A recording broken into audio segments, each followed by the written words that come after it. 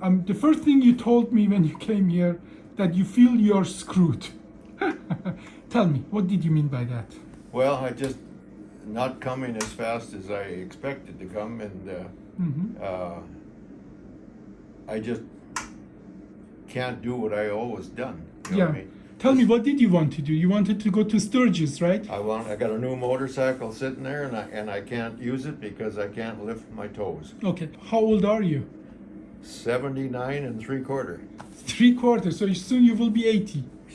December. So, for people who don't know Sturgis, tell us what that is. Well, that's a motorcycle rally In South Dakota, right? South Dakota.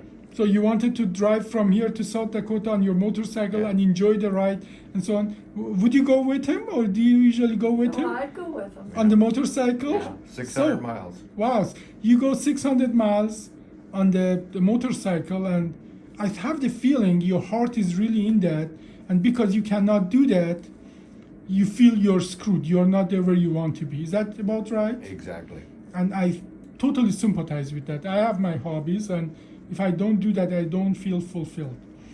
But we went, and tell us, when was the surgery? February 10th, 6 months. 2021. 6 months ago. 6 months, yeah.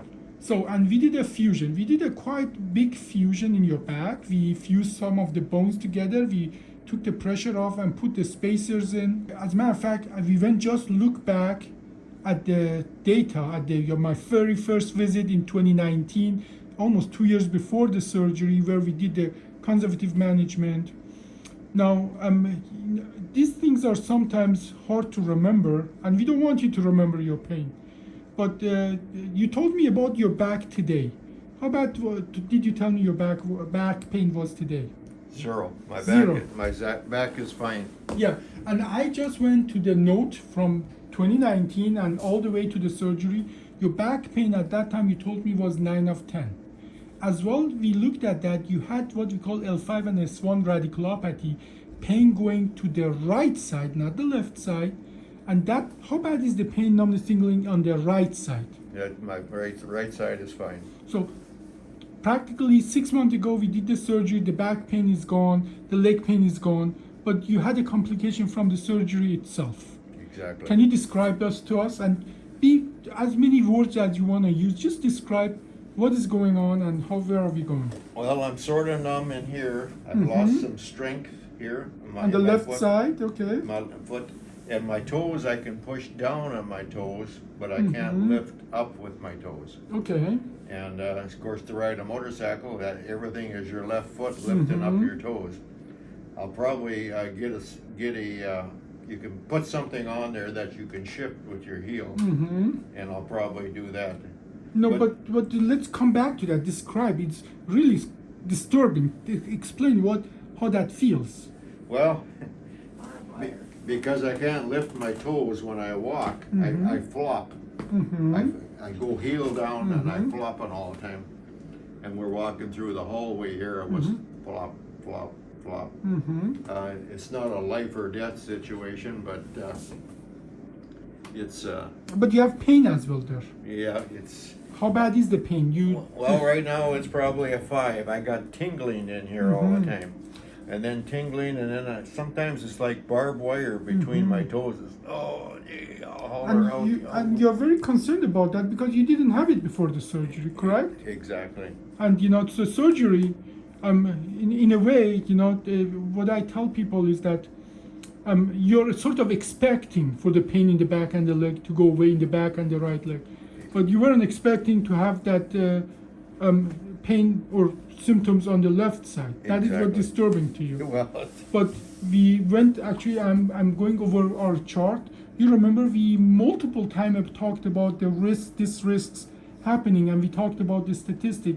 And as a matter of fact, this is one of those areas that we very specifically talk to the patient. And sometimes, again, memory is faulty. That's why we document everything and so on. We talked about that for us to do this surgery, we have to push the nerve, exactly the nerve that goes to the left side, we have to push it out of the way. And we consent the patient for 15% risk that nerve to be irritated.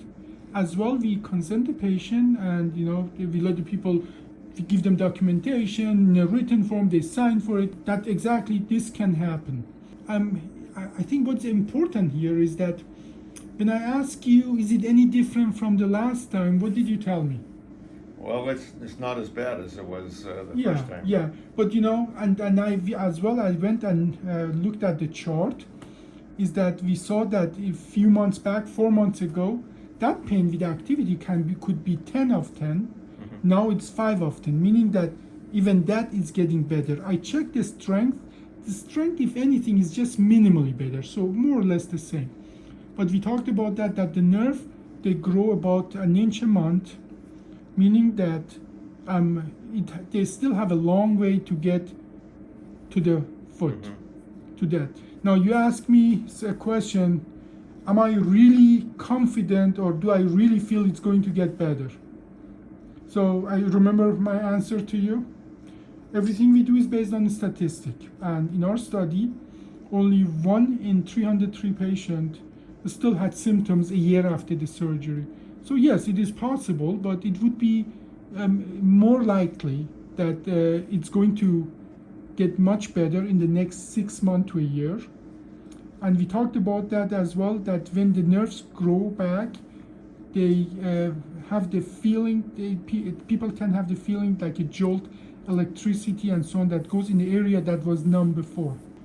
There are few things that can help in this situation. Obviously, some of that is medication, very special kind of medication like Neurontin, gabapentin, which is the same, and Lyrica. And I understand you are on that medication already. I'm on Lyrica. Yeah. I was on gabapentin, and so they switched me to Lyrica. Yeah. Talked to some friends that had the same situation, Yeah. and they really liked Lyrica. Yeah. And as well, we send you for a nerve injection. Correct? So, right. and generally kind of treatment for this problem, and it seems that in your case as well they are helping, but you're not completely free of symptoms. Right.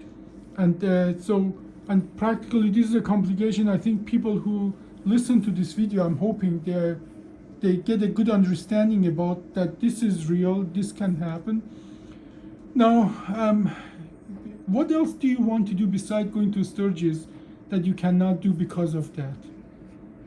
Well, it's pretty well ruined my sex life, or our sex life. We've always been very, very active, even though we're going to be married 61 years. Oh, congratulations. In 2 weeks here. Yeah. And when you don't have control of your foot, it really makes a difference. Make different, yeah. And you know, there are lots, and that is a thank you for sharing that. That's a very important thing. There are many things in life that you get used to do them certain way. And one of the things I think after surgery is important is to learn doing things in different way. well, yeah. And I think that is a thing that sometimes people can figure it out, but we can do even better. Sometimes we can help people with occupational therapy and physical therapy to show them how those activity can be modified, that they are not limited, that people are not limited. And I think all of that comes to now living with the body you have, not with the body that we wish we had. And these limitations are real, with or without the surgery, that when we age, our capacity goes down. Obviously, events like that can take a hit on us. Now, any other activity that would be... just a lot of things, as far as lots of walking. small things? Yeah, this is probably small things. I'm a hunter, or Carol hunts with me, and I know I can't go out and walk through some tough going or whatever. It just won't work. Well, let me give you some answer for that. Now, for those activities, we can put a brace on your leg, that flapping of the foot wouldn't be an issue anymore. Okay. You see, there are lots of help out there that we can just work around your limitation to help you with those things. I don't believe your hunting will be a limitation if we put you... The problem with the hunting and what you're describing is real, because if you're on an uneven terrain and you cannot lift your foot up, you are more likely to step over that.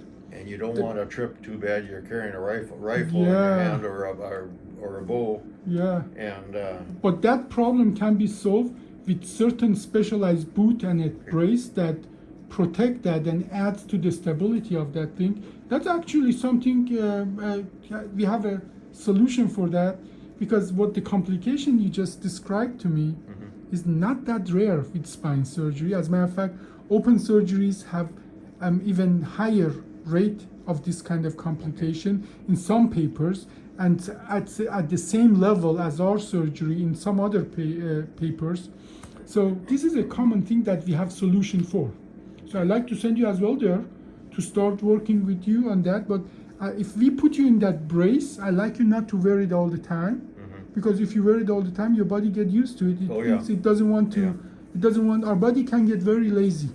If you start using some help, it may not want to improve anymore because Yeah. it says it's good enough. It works. Yeah, I just assume not Yeah. to use anything.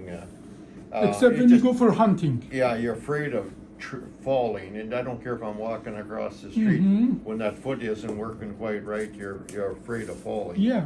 And So I haven't fell at all. good. Yeah, Well, yeah. you are as well in that regard ahead of the schedule, because some of the patients with this do fall. Mm-hmm. Now, any other question for me on the camera for what would be important for other people in similar situation? No, it's just So- it's something I'm trying to live with here, and Yeah. hoping that it'll get better. Let's put it that I way. hope that I could turn your concern and pessimism a little in the right direction. Well, you have. Good. You have. But let me tell you the same thing that I told you on camera. In 1980s and 70s, we did long studies. Your attitude toward the disease does change the direction of your body is going.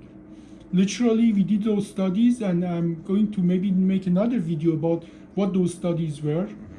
If you are pessimistic about your outcome, you're more likely to have a bad outcome. Yeah. If you are more positive about your outcome and your situation, you are more likely, and these are significant changes that we can measure on people. So if you have a good attitude toward your situation and outcome, you're just increasing your outcome. And we have done, this is not a mumbo jumbo, we have measured immune factors in the blood of people who had good attitude or bad attitude. People with good attitude has more factors in their blood that are conducive to the healing process. So this is a real thing. Okay. So, and in that sense, start enjoying the life the best you can, because that will make your outcome better. Okay. Okay. Well, thank you so much for the interview.